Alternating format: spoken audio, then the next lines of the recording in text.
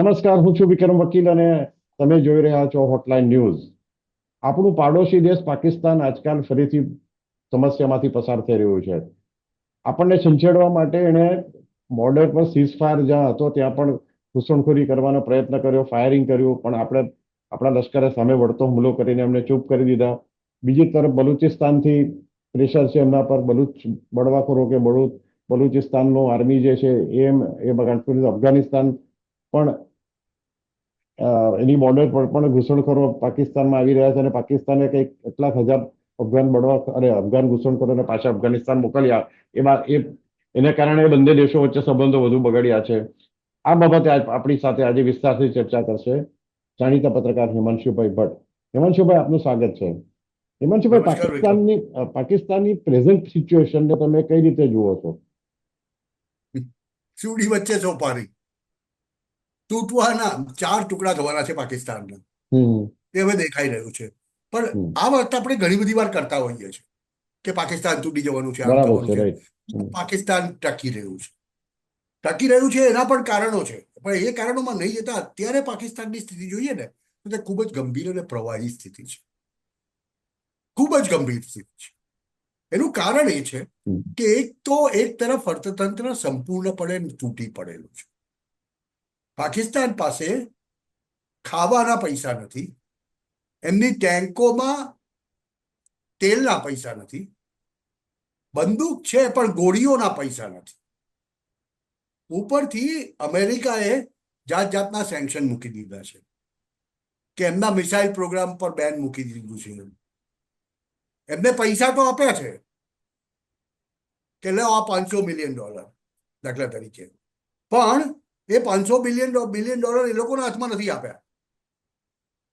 એ આપવામાં આવ્યા છે મિલિટરી ઇન્ડસ્ટ્રીયલ કોમ્પ્લેક્સના લોકોને કે જે F-16 આપણા ત્યાં છે એ F-16 ની મરમ્મત કરીને તમારે જોવાનું છે, તમે એના માટે આ પૈસા ખર્ચો મેન્ટેનન્સ માટે. એટલે પૈસાનો હિસાબ ત્યાં અપાય છે. વર્લ્ડ બેંકમાંથી લોન મળે છે પણ હપ્તામાં મળે છે. એટલે પાકિસ્તાનની સામાન્ય પ્રજા તો પીસાઈ જાય છે. બીજી તરફ વાત કરીએ તો નીચે બલુચિસ્તાન. એક સેકન્ડ, તમે મને વચ્ચે એક સર્વેક્ષણ બહાર આવ્યું હતું અને આપણા ગુજરાતી મીડિયાએ પણ બહુ ખુશ થઈને આમ જાણે કે આપણું ભારત એટલા બધું પાછળ રહી ગયું છે. એમાં એવું હતું કે ખુશીના ઇન્ડેક્સમાં, હેપીનેસ ઇન્ડેક્સમાં પાકિસ્તાન અને બાંગ્લાદેશ આપણા કરતા આગળ છે. હવે તમે પાકિસ્તાનની જે હમણાં હાલત વર્ણવો છો એના પરથી કોઈ પણ સંજોગમાં કોઈ માણસ કેવી રીતે માની શકે કે પાકિસ્તાનના લોકો આપણા કરતા વધારે ખુશ અને હેપી હશે, કે બાંગ્લાદેશ અને એમાં તો અફઘાનિસ્તાનને પણ આપણા કરતા આગળ કરેલું. એટલે મને યાદ આવે એ એટલે બતાવે વચ્ચે. છે.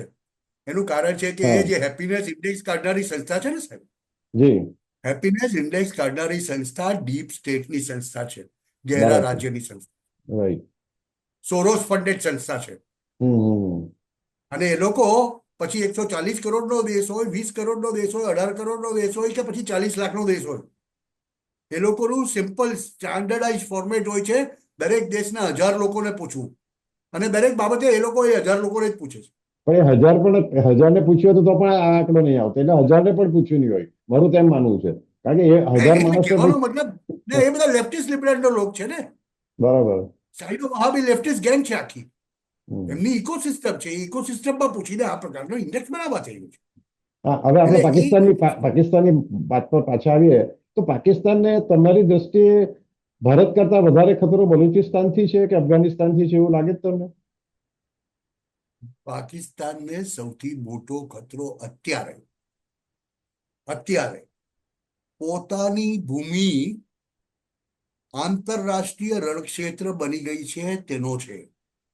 બલુચિસ્તાનની વાત કરીએ ને આપણે, બલુચ ફાઇટર્સ આજે જુઓ, બલુચિસ્તાન માટે હકીકતો તમને જણાવી દઉં. 44% પાકિસ્તાનનો કુલ એરિયા છે. 4 થી 10% વસ્તી છે.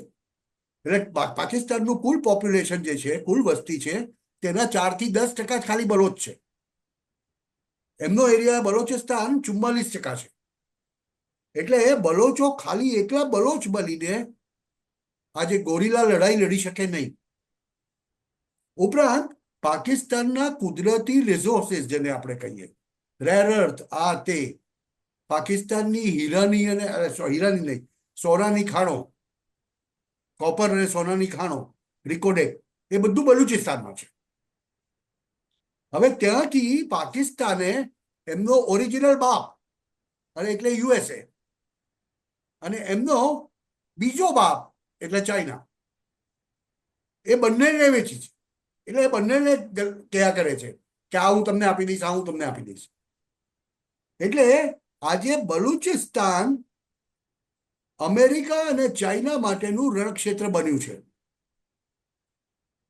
જે હથિયારો અફઘાનિસ્તાનની અંદર અમેરિકી સેના બહુ મોટા પાયાના હથિયારો છોડીને આવી હતી, તે હથિયારો બલુચિસ્તાનની ટીટીપી, તહેરીકે તાલિબાન પાકિસ્તાન, અને બીએલએ એટલે બલોચ લિબરેશન આર્મી, જે બે વચ્ચે કરાર થઈ ગયા છે, સાથે મળીને લડી રહ્યા છે લોકો. એટલે ઉપરથી ટીટીપી મારે છે, નીચેથી બલુચિસ્તાન મારે છે, બીએલએ મારે છે. તે બલુચિસ્તાન લિબરેશન આર્મીના ગોરીલાઓ પાસે નાઇટ વિઝન ગોગલ્સ છે. એવા હથિયારો છે પણ કે જે એ તો અમેરિકા છોડીને એમાં શું હોય, આ બલુચ ગેરીલાઓ છે એમને મદદ કોણ કરે છે? આ બધા હથિયારો કોણ આપે છે? બસ એની ઉપર જ હું આવતો હતો. એની ઉપર જ આ બધા હથિયારો અમેરિકા મૂકીને આવ્યું હતું. અમેરિકા જયારે છોડીને આવ્યું ને અફઘાનિસ્તાનથી, $6 બિલિયન, અને એ બધા ટીટીપીએ બીએલએ ને પ્રોવાઈડ કર્યા છે. બીએલએ એ હથિયારોથી લડે છે પાકિસ્તાની આર્મી સામે. હમણાં જે બલુચિસ્તાનની અંદર જે ટ્રેન અપહરણનો કિસ્સો કર્યો બીએલએ, પાકિસ્તાની આર્મીના સૈનિકોને ભરેલી ટ્રેન, 220 સૈનિકોને મારી નાખ્યા, એ ટ્રેનને અપહૃત કરી. હવે આવી કાર્યવાહી એક તરફ થઈ રહી છે. એક દિવસની અંદર 48 હુમલા હમણાં ઈદના આગલે દિવસે બીએલએ પાકિસ્તાનમાં કર્યા છે, નાના મોટા. ઈદી તો જે આપી ને, તે ઈદી નહીં, આઈડીઈ, એટલે આઈડી મારે. બીજી બાજુ ખૈબર પખ્તુનખ્વામાં, જે તમે પશ્તુનોની વાત કરી, કે એમને પાકિસ્તાનમાંથી કાઢી મૂક્યા અફઘાનિસ્તાન. એને કારણે ટીટીપીએ ખૈબર પખ્તુનખ્વા કરીને એક આખો પ્રદેશ છે, પાકિસ્તાનના 4 પ્રદેશમાંનો એક પ્રદેશ ખૈબર પખ્તુનખ્વા. ખૈબર પખ્તુનખ્વાના 60% એરિયામાં પાકિસ્તાની આર્મી જઈ નથી શકતી. ત્યાં ટીટીપીએ પોતાની ચેકપોસ્ટ એસ્ટાબ્લિશ કરેલી છે, અને વેરો એ લોકો ઉઘરાવે છે. એવી જ રીતે બલુચિસ્તાનના 4 જિલ્લાઓ અંદર બીએલએ પાકિસ્તાની આર્મી માટે નો ગો ઝોન બનાવી દીધા છે.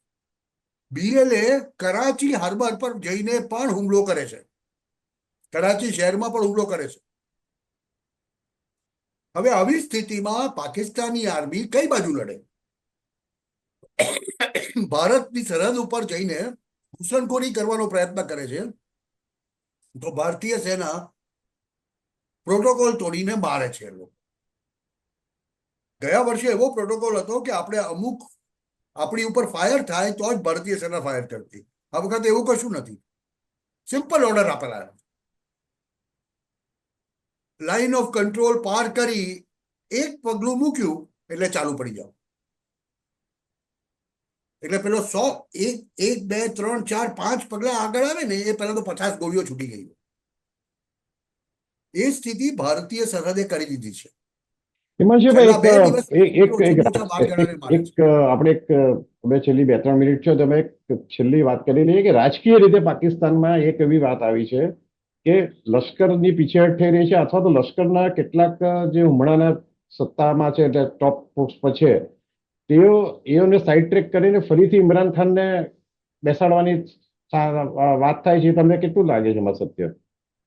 એ વાત સતત ચાલી રહી છે, પણ એનું કારણ છે કે આજે આસિમ મુનીર છે ને, આસિમ મુનીરને આ જે હાલનું અમેરિકી એડમિનિસ્ટ્રેશન છે ને, એ ભાવ નથી આપતું, દાણા નથી નાખતું. આસિમ મુનીરની પ્રોપર્ટીઝ જે વર્જિનિયામાં છે યુએસએ, એ પણ બેન થઈ જાય તો નવાઈ નહીં. એની ઉપર પણ જાપ્તો કરી લે યુએસ સરકાર તો નવાઈ નહીં. આસિમ મુનીરને બોલાવવામાં નથી આવતો. આસિમ મુનીરના ફોન નથી ઉચકાતા. અત્યારના શહબાઝ શરીફ જે પ્રાઇમ મિનિસ્ટર છે એનો ફોન કોઈ ઉચકતું નથી યુએસ. આવી સ્થિતિની અંદર બીજી બાજુ ચાઇનાની ઇકોનોમિક હાલત એટલી ખરાબ છે કે ચાઇના એ લોકોને વધારે પૈસા આપી શકતું નથી. ચાઇનાને ખબર છે કે એણે જે $60 બિલિયન નાખ્યા છે પાકિસ્તાન ચાઇના ઇકોનોમિક કોરિડોર માટે, તે પૈસા જા ખાતે છે. એમાં કશું કામ થઈ શકતું નથી. ગ્વાદર પોર્ટ જે બનાવ્યું છે તેની ઉપર વર્ષની અંદર એક શિપ લાંગરે છે, ઓનલી વન. હવે આવી સ્થિતિમાં ચાઇનીઝ પૈસા ડૂબી ગયા છે. બીજી તરફ અમેરિકા ઘાસ નાખતું નથી. આર્થિક સ્થિતિ ખૂબ જ ખરાબ છે. આવી સ્થિતિમાં અમેરિકાના કેટલાક સેનેટર્સ અને ઇમરાન ખાનની લોબી કામ કરે છે ત્યાં આગળ. એક જમાનામાં અમેરિકાને ગાળો દઈને ઇમરાન ખાન સત્તા પર બેઠો. અત્યારે સ્થિતિ ઉલટી છે. અમેરિકામાં કેટલાક સેનેટર્સની એક લોબી છે જે ઇમરાન ખાનને બહાર કાઢવા માંગે છે અને આસિમ મુનીર પાસેથી સત્તા આંચકી લેવા માંગે છે. પણ પાકિસ્તાનની જ્યાં સુધી સ્થિતિનો સવાલ છે ને, ત્યાં સુધી એક પેલો આપણો હિન્દી ફિલ્મનો ડાયલોગ છે ને, લિક્વિડ ઓક્સિજન पे जिला रहे हैं. હા, બરાબર. એવી સ્થિતિ થઈ ગઈ लिक्विड પાકિસ્તાન. तुमको जीने नहीं देगा, ऑक्सीजन तुमको मरने नहीं देगा. અજીત આપણા જાણીતા વિલન એક ફિલ્મમાં ડાયલોગ મારે Yes, બરાબર, yes. બહુ સાચી વાત છે એટલે હિમાંશુભાઈ. પાકિસ્તાન લિક્વિડ ઓક્સિજન પર છે. લિક્વિડ ઓક્સિજન છે. બસ આ તમારો આ શિક્ષક જે માર્યો છે ત્યાર પછી આજે આપણે આ કાર્યક્રમ સમાપન કરીએ છીએ અને પાછા ભવિષ્યમાં આપણે મળતા રહીશું. Thank you Himanshubhai. Thank you very much. આવા પ્રકારના વિડીયો તમને જોવા ગમતા હોય તો હોટલાઇન ન્યૂઝ ચેનલને લાઇક, શેર અને સબસ્ક્રાઇબ કરો.